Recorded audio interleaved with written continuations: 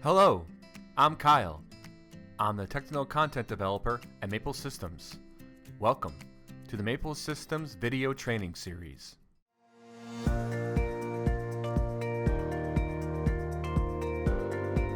In this video, I'm going to cover Modbus RTU and TCP addressing and getting online communication between a Maple PLC and a Maple HMI, the PLC as the slave and the HMI as the master device. Before continuing with this video, make sure you have watched the previous video on Modbus RTU and TCP configuration. Before I show you the Modbus addressing, I want to go over this table at the top. So for Modbus addressing, you have 0x, 1x, 3x, and 4x. And 0x is a read and write. It's used for outputs or coils. So it's usually used for digital output channels. 1x is just a read input, typically used just for digital input channels. 3x is to read input registers. That's typically used for reading internal input registers, so example, an analog signal. And then 4x is a read and write output, and it's also used for holding registers. So that's used for typically numerical data, binary or decimal, to send data from the CPU to an output channel. Okay, let's go over our Modbus addressing for our digital input, digital output, analog input, and analog output. So first we have a toggle switch here for our digital input. So that's going to be assigned to 1x001, and it's 01 because we start our addressing at 1, and it's 1x because it is a read only. And x00 is the PLC address, and then our Modbus address is going to be 1x001. And then for the digital output, here's our bitlamp for digital output.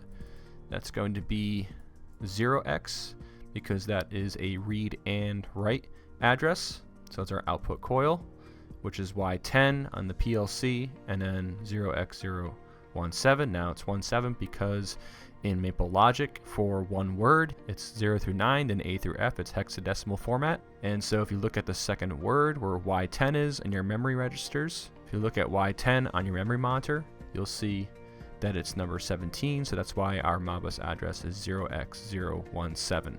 And then our analog input are going to be 4x addresses.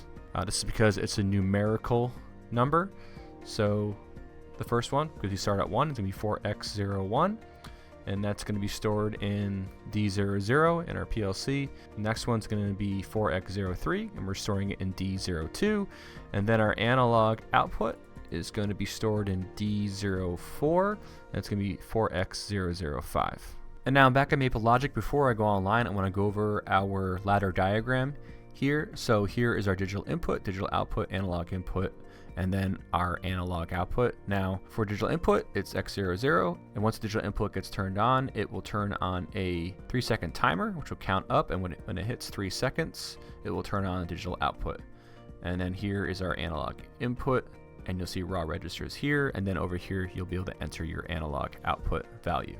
Okay, now I'm online and you are looking at CMT viewer. So this is the CMT device, the master device, and here's Maple Logic, which is our slave device.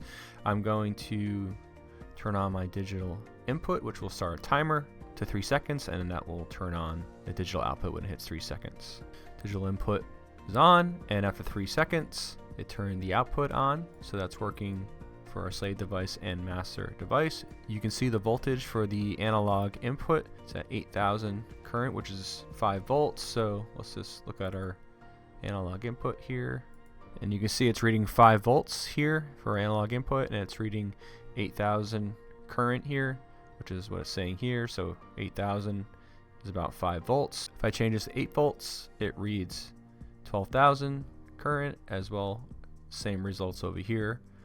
And now for the analog output, enter a value, let's just say 2000, hit enter again.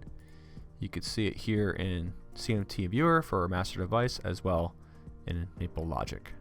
So this will conclude the Modbus communication via RTU and TCP with a Maple PLC and a Maple HMI. To get more information, you can visit the How to Connect Your Maple PLC and Maple HMI using Modbus RTU and TCP communications tutorial page on the Maple Systems website. I hope you enjoyed this video, and thank you for watching.